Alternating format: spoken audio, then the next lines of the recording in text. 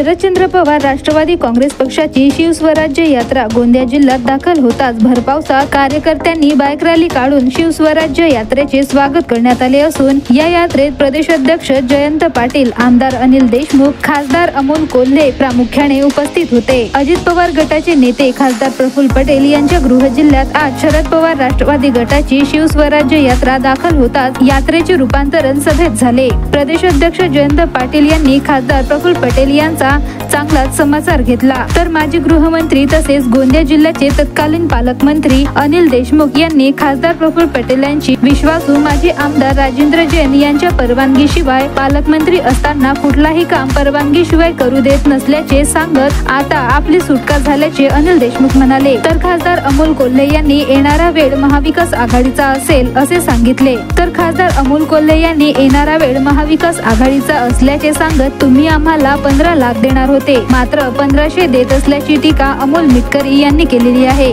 तर याशिवाय स्वराज्य यात्रेदरम्यान प्रदेशाध्यक्ष जयंत पाटील यांनी तिरोडा विधानसभा क्षेत्रात महाविकास आघाडीचा उमेदवार आणून गुड्डू बोपचे यांना उमेदवारी देणार असल्याचे संकेत दिले। जयंत पाटीलांना ऐकण्यासाठी हजारो नागरिकांनी गर्दी केली होती।